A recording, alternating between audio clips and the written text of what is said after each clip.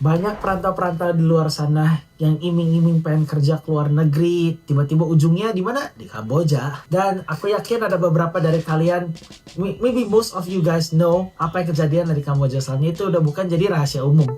Itu sekarang sudah menjadi rahasia umum. Kamboja, apa itu? Kenapa? Ada apa yang terjadi di Kamboja? Cuman bagi beberapa yang belum tahu gitu ya Kamboja, basically orang dipaksa jadi admin judol, disiksa, dari gaji, terus ujung-ujungnya pulang ke Indo jadi apa? Masuk ke peti mati, organnya, ginjalnya, segala udah diambilin. Ini aku kasih beberapa stok aku kaget. Bentar. Itu boleh dimasukin, Draven mencoba untuk kaget, padahal tidak kaget. Terserah lah, silakan lah. Jangan nanti dibilang ini podcast palsu, fabricated gitu. Padahal enggak ya. Tapi ya silakan masukin. Itu cuma tadi soalnya. Ya terserah lah. Ya, soalnya tadi aku lagi kagetnya lagi ngupil ya, lagi ngorong. Lagi kaget apa? Aku kasih stok kaget buat editor ngedit. Oh. Oke, nama aku adalah William. Aku seorang business development manager di perusahaan real estate di sini. Dan aku sebelumnya adalah seorang construction project manager di Australia sudah lebih dari 10 tahun. Halo, saya Riman Harrison. Saya sekarang kerja sebagai AI engineer di Singapura. Sudah tinggal di Singapura selama 10 tahun ke belakang. Kita ini podcast bagi orang-orang yang mau merantau atau bagi orang-orang yang sudah berantau atau siapapun yang mau mendengarkan cerita kita. Ayo grab kopi kalian masing-masing. Kita ngopi merantau, kita ngobrol santai sambil ngopi. Kita ngomongin tentang Kamboja. Flow ngopi merantau.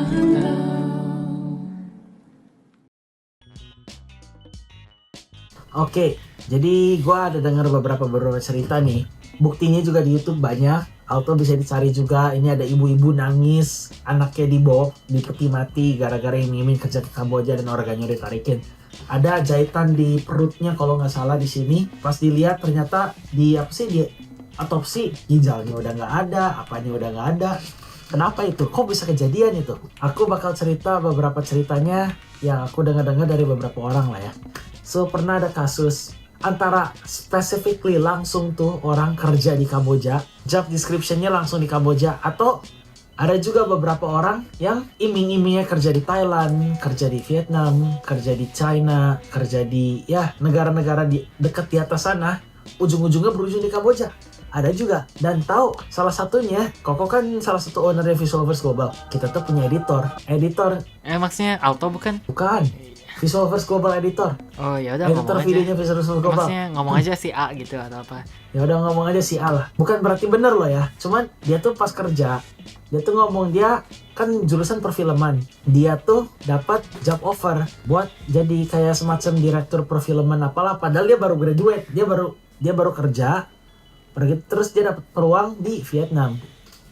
Jadi ya seorang yang ngedireksiin film gitulah, semacam gitu. Jadi direktur dia film. Tuh resign di tempat semacam direktur film, cuman nggak tahu ya kalau pangkatnya direktur atau enggak. Soalnya nggak mungkin nggak sih direktur baru lulus di Vietnam. Nah dia kan fresh grad. Jadi dia tuh resign, dia cabut ke Vietnam, dia kerja. Terus pas dicabut, oh ya udah, congrats gitu ya awalnya Koko ya. Congratulations, lo dapet peluang yang lebih bagus, kita support.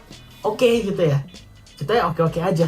Udah kita oke aja. Kau denger nih cerita-cerita Kamboja, di mana ada orang iming-imingnya kerja di Thailand, gak jadi kerja di Thailand, dimasukin ke bis, ujung-ujungnya ngelewatin border, naik bis selama 5 jam atau 6 jam, gak tahu berapa jam. Terus begitu buka maps, HP-nya diambil, gak bisa telepon ini, gak bisa telepon itu, ujung-ujungnya di Kamboja. Jadi apa? Jadi admin judol. Udah jadi admin judol, disiksa, disetrum-setrum kayak gimana ini pun itu. Ada yang kabur, ada yang gak kabur. Yang sempat kabur bercerita, yang gak kabur ya gitu. Udah disetrum, jarinya dipotong, pecut, disiksa, dari gaji. Pas udah gak bisa kerja itu orang digebukin apalah ini itu. Sampai dia gak bisa kerja. Wah ini orang udah gak bisa kerja, udah gak bisa ngasilin kita duit. Yang ada malah keluar terus buat makan, buat ini, buat itu. Gimana nih? Ya udah, biar si orang ini semuanya kita pakai, kita eksploitasi. Kita ambillah organnya, kita jualin organnya. Udah kita jualin organnya, pas nyampe tuh badannya ke Indo udah mati. Ngomong-ngomong overdosis lah apalah, ternyata pas dicek tuh pas di autopsi ginjalnya hilang, ininya hilang, itunya hilang. Itu kejadian. Makanya Koko tuh nanya, wait a minute, dia baru lulus jadi direktur film, larinya ke Vietnam. Koko nggak tahu gaji dia berapa, cuman Vietnam dan Kamboja itu sangat berdekatan. Makanya Koko tuh nanya cewek Koko, Kamboja sama Vietnam deket gak sih? Iya deket. Oh iya deket ya. Koko chat lagi di grup, si A aman gak sih? Jangan-jangan lari ke Vietnam tiba-tiba end up di Kamboja. Iya kali, dia baru lulus jadi video editor, terus tiba-tiba kerja sebagai film direktur kan? Hah? Beneran? Ini beneran gitu ya? Is Jadi, this true? Balik lagi ke apa yang kita selalu katakannya, if it's too good to be true, it probably is ya. So the thing is, Koko nggak tahu, Koko juga belum, Koko nggak ada kabar lah ya dari dia atau kayak gimana pun itu. But on the way, jujur dalam hati kecil Koko juga, Koko lumayan worried gitu ya. Soalnya Koko nge-view pegawai-pegawai Koko, tim Koko sendiri juga bukan cuman sebagai pegawai, sebagai temen sendiri gitu loh. Kita culture-nya juga udah kayak, ya udah kerja, di luar kerja ya udah kita ngopi bareng-bareng. Terus kita kadang-kadang main molek bareng-bareng. Koko sama Alto dulu sempat mau main molek bareng dulu. Kita ngopi, terus kita sharing-sharing aja pengalaman kita. Lu mau belajar bisnis, mau belajar apa, silakan Koko support. Koko sih tipe orang yang gitu loh ya. Bukan tipe orang lu kerja aja bagi gua, bikin gua tambah kaya. Enggak, kita support. Makanya Koko lumayan kayak skeptik gitu loh, kayak ini orang bakal aman gak sih? Ini orang kenapa? Koko tanyalah di grup, dia aman gak sih? Gue denger banyak nih cerita-cerita kayak begini.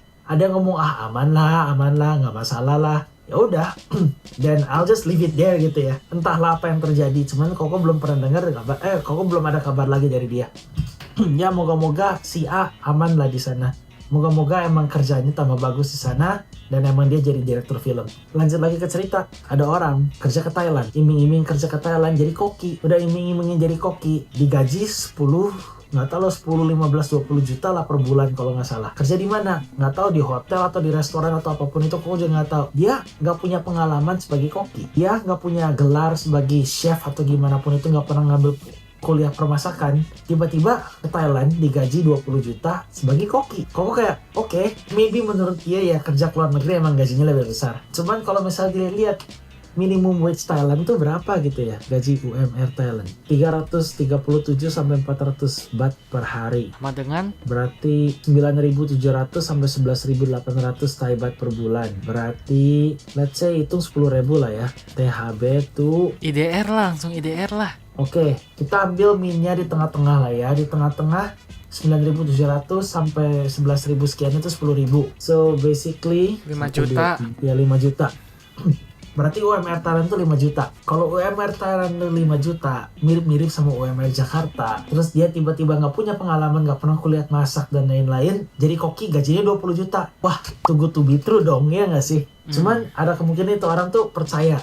Begitu dia nyampe Thailand, jadi masukin ke minibus. Terus HP-nya dan lain-lain, paspornya semua diambil. Udah disita tuh paspornya dan lain-lain. Dimasukin ke bis. Katanya ya for security purpose atau apapun itu, dia dibawa setir. Begitu dia dibawa setir lama banget. Dia bingung, ini gue masih di Thailand atau gue di mana? Kenapa gue nyetir?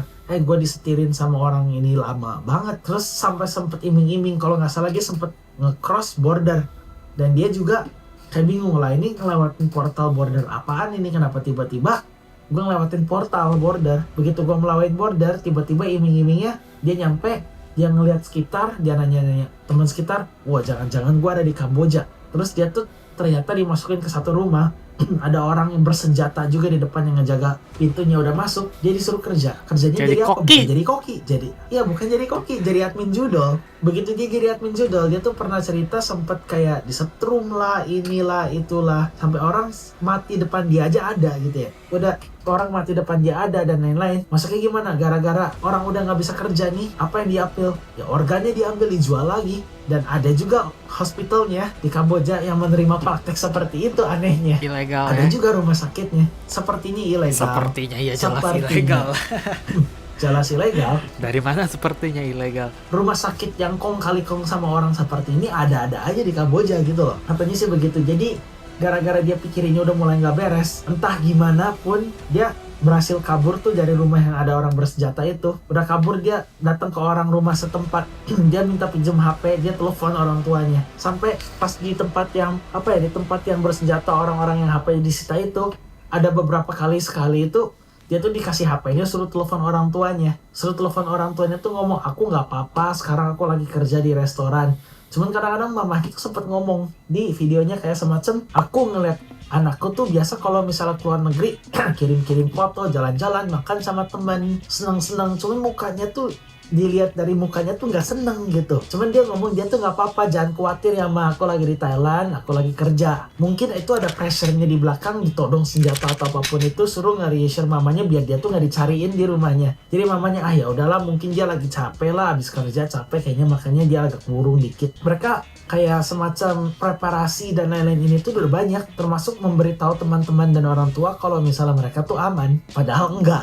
Terus ujung-ujungnya udah nggak ada kabar lagi, mamahnya nyariin kayak gimana, dia sampai ke ke polisi lah, ke apalah, ke inilah, sampai dicari tuh, ditelusurin, ternyata badannya nggak ditemuin di Thailand, badannya ditemuin di Kamboja dengan kondisi yang aneh, ginjalnya udah hilang, organnya udah hilang.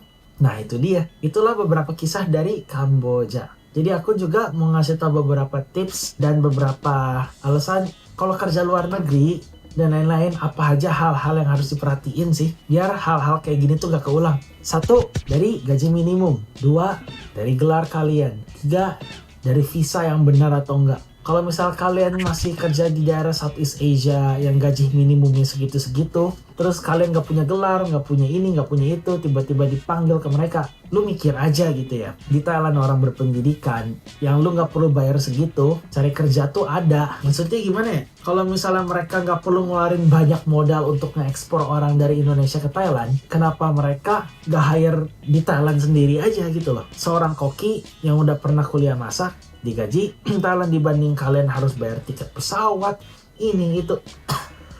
Belum izin kerjanya dan lain-lain, itu kan keluar duit lagi ya. Kalau misalnya mereka harus ngeluarin duit buat ngeimpor orang dari Indonesia, kenapa nggak nge-hire dari Thailand sendiri aja? Apalagi orang yang tidak punya jurusan koki atau ya kerjaan-kerjaan kayak gitulah. Kalau misalnya di lokal emang nggak bisa nih nemu orang dan SDM-nya lumayan gimana ya, tidak memandai lah sama role-nya. Impor dari negara lain kasih gaji lebih masuk akal. Cuman Contoh kalian harus Australia punya gelar kali nggak? ya. Australia kan butuh Ya nurse contohnya ceritanya. Australia. Butuh perawat. Jadi mereka bayar perawat sangat besar. Dari mana? Dari Indonesia, dari mana-mana gitu. Cuman, cuman, kalian punya nggak kualifikasinya? Punya nggak gelarnya? Kalau kalian udah pernah sekolah ngambil kursus buat ngerawat, terus di Australia belajar lagi untuk menjadi perawat dan ngambil kayak setidaknya sertifikat lah ya, kayak diploma atau apa buat nursing, itu masuk akal. Soalnya kalian emang punya sertifikat. Cuman kalau misalnya kalian nggak punya sertifikat sama sekali, tiba-tiba langsung di hire, gaji nggak perlu ngeluarin modal apa-apa, kayak is it too good to be true? Ya, it might probably is. Sesuatu yang too good to be true, it might probably is. Lagi ya. If it's too good to be true, it probably is. Hey, jangan skip dulu video ini. Percaya nggak kalian kalau aku bisa bikin kartu ini melayang ya? Kalau aku bisa, kalian harus janji subscribe ke channel-channel kami dan tonton video kami yang lainnya ya. Ayo kita lihat. Hey, melayang beneran ini. Sesuai janji.